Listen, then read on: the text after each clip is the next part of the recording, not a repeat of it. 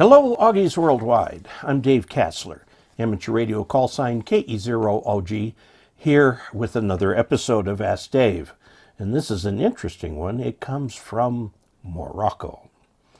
From Omar, he says, "Hi Dave, I have a ham friend located about 1,000 kilometers or less from me here in Morocco. And we can't hear each other on 10 meters. I'm not surprised. Our condition is a QRP stations, 20 watts. This is kind of normal around the world that the entry-level license is 20 watts. That's why ICOM came out with the 705 that's 20 watts, is to be a worldwide transceiver. With an inverted V dipoles for both stations. Can it be the skip or the dead zone?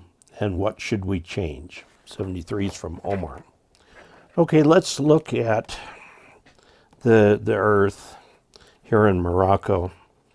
Okay, and you've got an inverted V antenna here and an inverted V antenna here.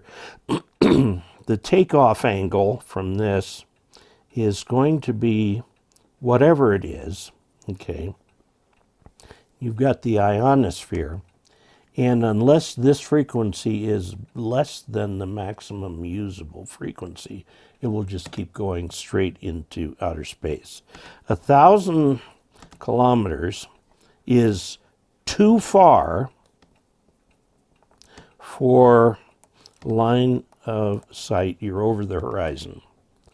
Okay, so what you need to do is use a lower frequency.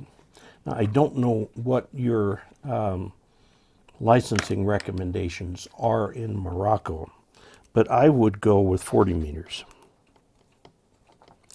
during the day, and maybe even 80 meters at night, and try 20 meters in the daytime. So this would be day, night, and this would be night. Now, a 20 meter inverted V is only as twice the length, so it'll be 33 feet or 10 meters long. Half a wavelength dipole on 20 would be 10 meters. 10 meters long. Okay, so 5 meters on a side. That's not very big. That's not very big. You want to get it up in the air if you can, but a lot of inverted V dipoles bring the ends down pretty close to the ground.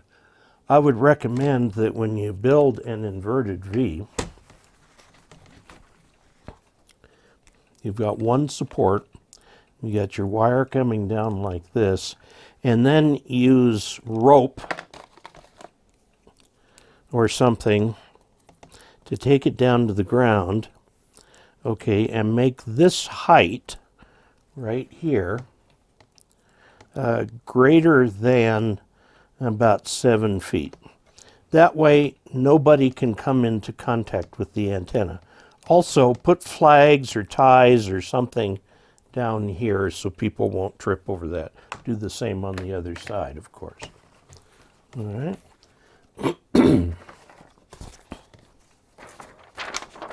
Then what you will have is a situation where here's the ionosphere, here's the Earth.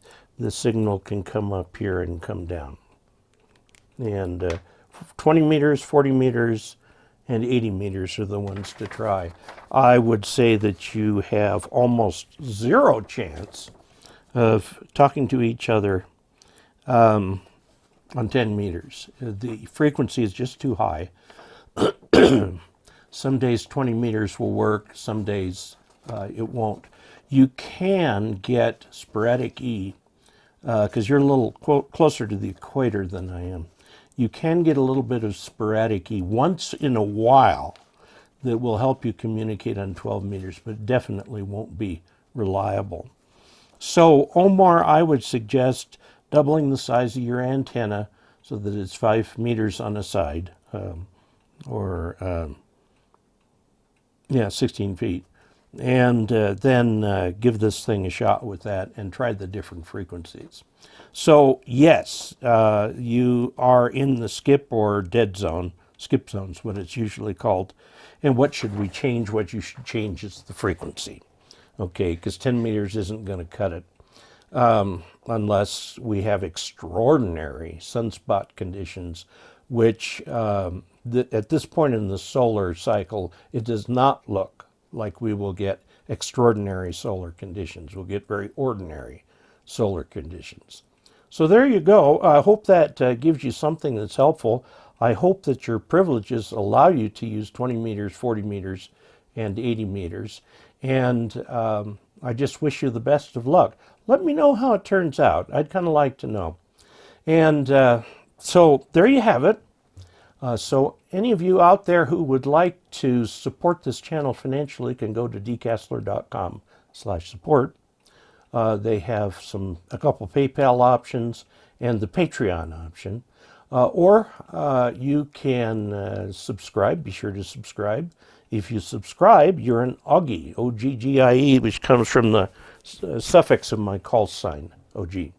And until we next meet, 73.